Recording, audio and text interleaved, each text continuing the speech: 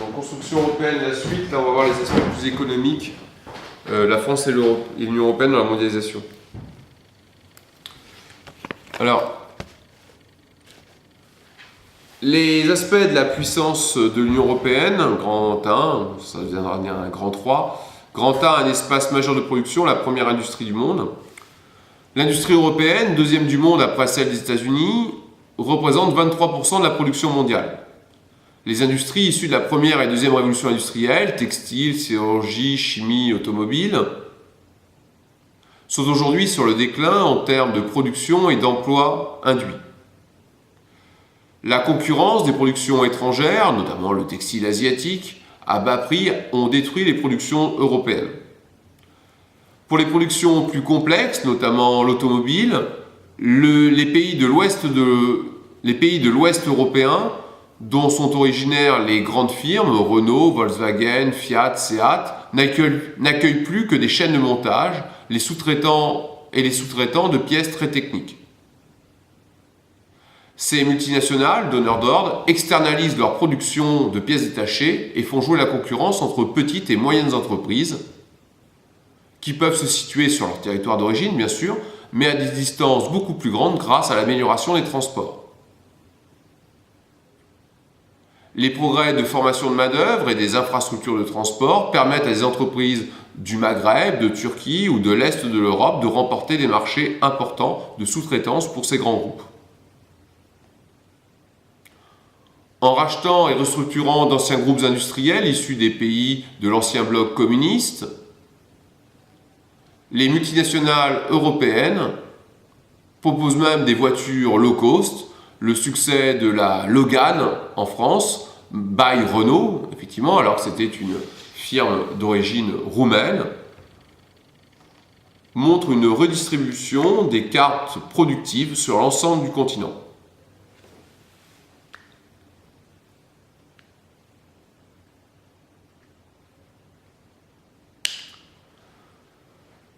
Cependant, des efforts de modernisation et de restructuration, regroupement de sites, robotisation allant jusqu'à l'extrême, comme cet exemple d'une nouvelle firme Puma et Adidas,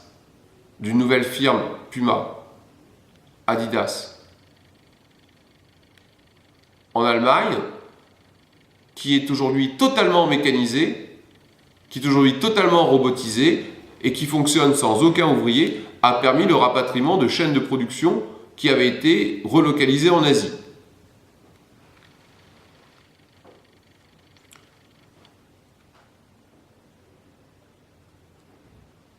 Cependant, des efforts de modernisation et de restructuration et la volonté de se rapprocher des marchés tout en jouissant de très bonnes infrastructures de transport, d'une main-d'œuvre très qualifiée et très productive, permet le maintien d'une forte activité industrielle, notamment en Allemagne et en Italie du Nord.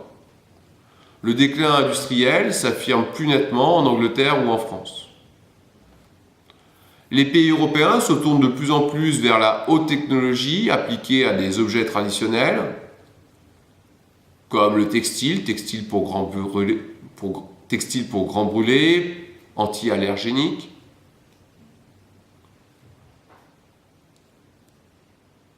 ou des productions à très haute valeur ajoutée, comme l'aérospatiale, l'aéronautique,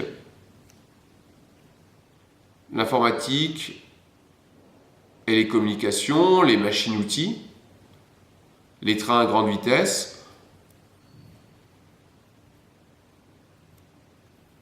Donc les pays européens se tournent de plus en plus vers les productions à haute technologie et à des productions à forte valeur ajoutée, comme l'aéronautique, l'aérospatiale, l'informatique, les stratégies de communication.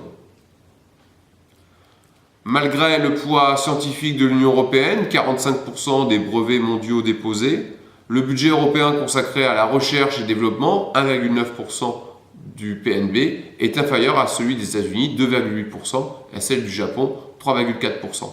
On voit donc là que l'Union européenne a joué un rôle majeur qu'elle ne joue pas actuellement. Ce rôle qu'elle avait assumé dans les années 60, en planifiant la politique agricole commune et la mise en place de grands projets industriels communs, Là, on sent bien qu'il n'y a pas le déclic, notamment sur les questions écologiques et l'économie verte, qui sont des facteurs d'emploi, qui sont des éléments pouvant structurer l'emploi de demain.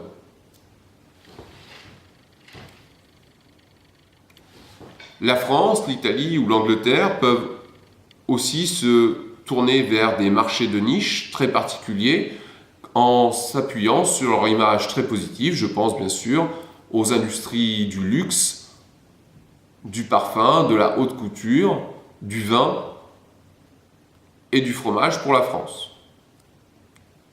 Ces produits ont une réputation mondiale et sont directement attachés au prestige de notre pays.